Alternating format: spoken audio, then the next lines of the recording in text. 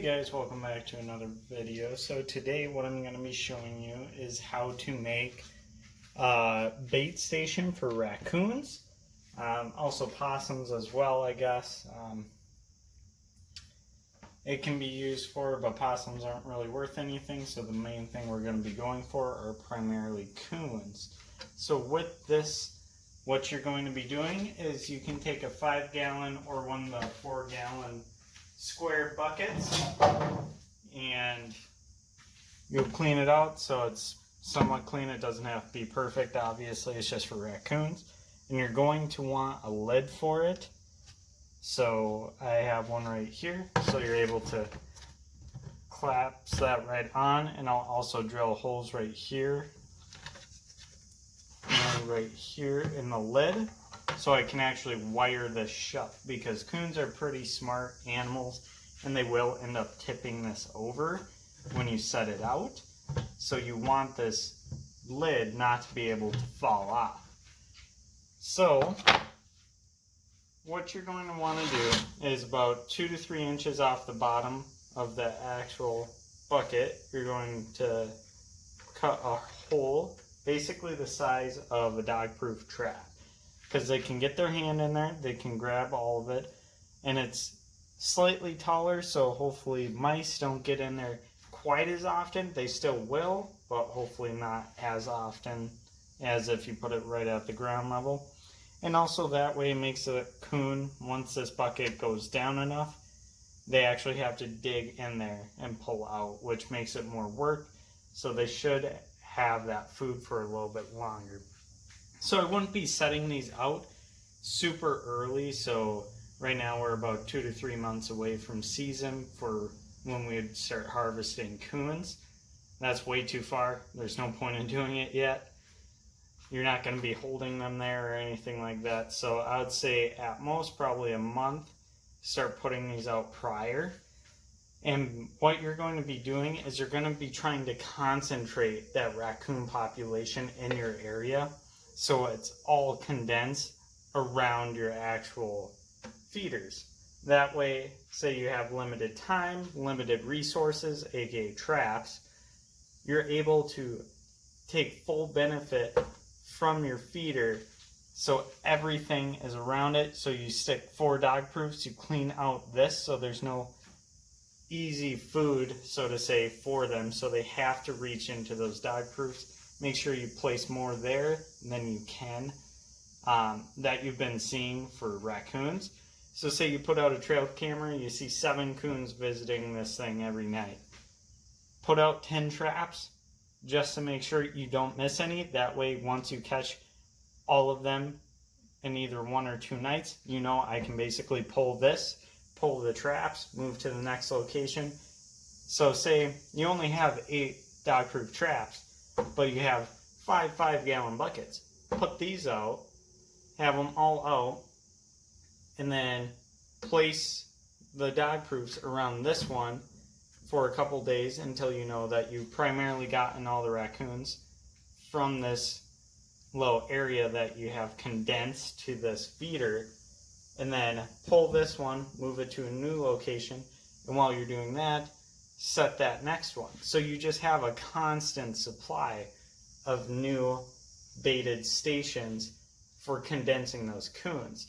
Yes, you can go out, if you have a lot of traps, you're able to go out and just basically mass scatter on sign and everything like that, but this helps just condense that population down so you don't, say, have as much time as a normal trapper. Say you have work, you have other obligations, you really have to make your time count. This is a perfect way to do so. So for this, you can either do it one of 2 ways. You can drill 2 holes, so 1 on this side, 1 on the opposite side, or you can drill 4 holes, so 1 on each side of the 5-gallon bucket. I usually put 2 because that's plenty, and also it kind of slows them down so the feeder lasts longer, so they aren't able to drain it as quickly, and also it stops that mice problem a little bit more from really taking effect on it.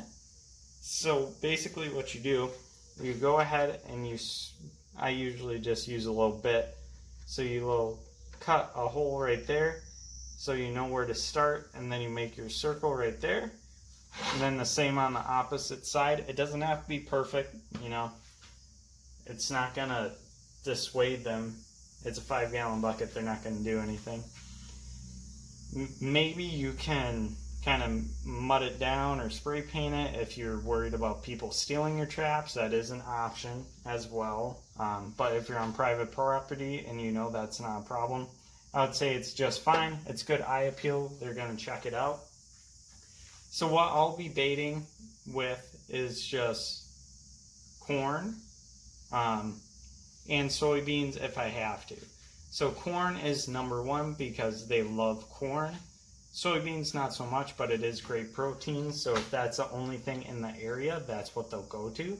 But since in my area there's so many fields and everything like that, you want to use the best bait that they'll find in the wild, because where you're going to be putting this is kind of by their denning sites, so you catch them prior to them getting to the field. So they're like, why would I go to the field when there's food right at the bottom of my tree? So that's what you're going to be doing. I would say to start out with, what you do is I'd put in some bacon grease right here, just in that first set to make it smell just a little bit. That way it kind of draws them in from a little bit further. And also you can also use a little bit of lure right on top. Just say right on top of the bucket. That way it brings them in from a farther distance, which condenses that area even greater. So it works very well in that capacity. So corn is a good way of doing it, since it's either cheap or free, depending on how you want to go for it. You can get it for free if you just live in a kind of farming neighborhood or area, because during that harvest season, which is typically around when you're going to be roughly around setting traps, you'll have all that free stuff from all the spillage from them actually putting it into the semis and everything like that. So there are ways to get it that way as well. So yeah, I would say pretty much I'm going to do as many buckets as I can, set out as many as I possibly can as well, because with this, the more the merrier. That way you're really able to condense that population down to specific areas. This isn't 100% foolproof, you know. You're not going to catch every single coon, nor do you want to, depending if you're ADC trapping or not. So yeah, if you guys have any questions or anything like that, feel free to leave them in the comments below. If you think that there's anything else that you would add to this or change, go ahead and do so. I love to get suggestions. So one thing you'll want to do as last piece is you're going to want to tie off this trap, because, or not trap, this bait station, because this will be drug away by the coons. They'll just take it and they'll run away with it. So you can go two options with it. Some people, they like to drill a hole right in the middle, right down there, and then just pound a big old stake in there so they can't take it away anywhere, and it helps it from tipping over, so it keeps them working for that food and it stops them from breaking open your lid. Another way is just to take a little cable that I showed you how to make before in a previous video, just a cable extension. Basically just toss it around the handle, toss it around a tree, collapse it on itself, boom, ready to go. And they can't obviously break this off. The only thing that they could do is maybe break this off.